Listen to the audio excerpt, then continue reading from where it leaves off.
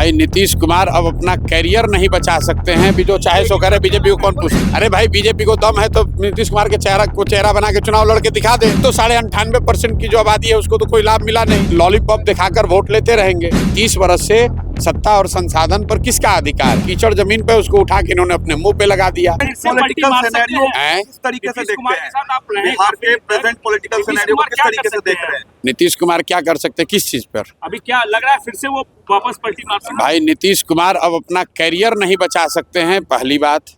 दूसरी बात, वो कहाँ रहेंगे उसका कोई महत्व नहीं है, क्योंकि नीतीश कुमार के राजनीतिक कैरियर का अब ये अंतिम दौर चल रहा है। जितना हाथ पांव मारना है मार लें, महागठबंधन में रहें, एनडीए में रहें। नीतीश कुमार की जो अभी हालात है, वो जिसके साथ भी जाएंगे, जो दल भी उनको साथ मिलेगा, वो नीतीश कुमार तो डूबेंगे ही डूबेंगे, उसको भी डुबा देंगे। बीजेपी काफी सॉफ्ट हो गई है, अमित शाह का भी एक मामला है। बीजेपी जो चाहे सो करे, बीजेपी को कौन पूछता है? अरे भाई बीजेपी को दम है तो नीतीश कुमार के चेहरा बना के चुनाव लड़ के दिखा दे।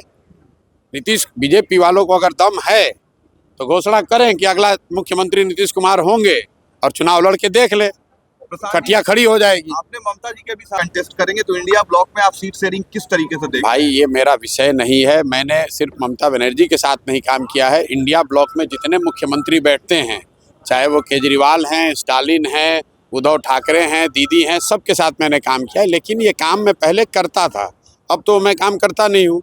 मेरा उन बातों से कोई लेना देना नहीं है। बिहार के संदर्भ से जो आप पूछिएगा, मैं पिछले 2 साल से बिहार में हूँ, बिहार के गांव में हूँ, घर घर जा रहा हूँ, और मेरा नज़रिया सिर्फ बिहार को लेकर है, बिहार की जनता को लेकर है, बिहार की स्थिति कैसे सुधरे उसको लेकर है।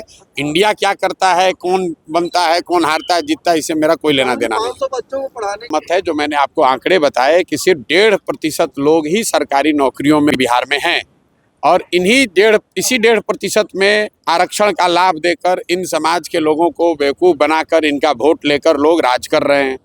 आप ये बताइए कि अगर 98.5% आदमी सरकारी नौकरी में है ही नहीं, तो उसको आरक्षण अगर आप लागू भी कर दें 100%, तो भी क्या लाभ होगा?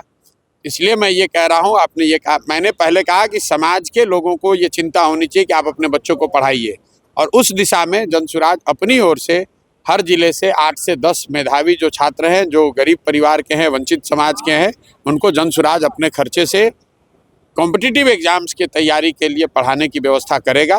पहले से भी हम लोग बिहार में 100, अभी मैंने कुछ दिन पहले 100 बच्चियों को पूरे बिहार में कंपटीशन के जरिए चुनकर उनका खर्चा हम लोग दे रहे हैं पढ़ाई का। और अभी ये 500 जो मैंने ऐड किया है, ये पूर्णतः कर्पूरी जी के सम्मान में उनके नाम पर ये स्कॉलरशिप 500 लोगों को जनसुराज अपने संगठन के तौर पर उनको करेगा। होना चाहिए भाई सबसे पहले शिक्षा होनी चाहिए। मैंने आपको आंकड़ा जो दिया कि जब नौकरी है ही 1.5%, तो उसमें चाहे आप 20% आरक्षण करें या 40, मान लीजिए कि आपने 100% आरक्षण कर दिया, तो भी तो 98.5% की जो आबादी है उसको तो कोई लाभ मिला नहीं।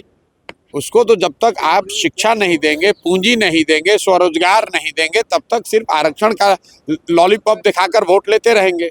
अभी यहाँ जो जातीय सर्वे आया, उस सर्वे में क्या बताया गया कि जो समाज के वंचित समाज हैं, पिछड़े वर्ग हैं, वो उनकी स्थिति वही है जो 30 वर्ष पहले थी। तो आप मुझे ये बताइए कि 30 वर्ष से सत्ता और संसाधन पर किसका अधिकार है?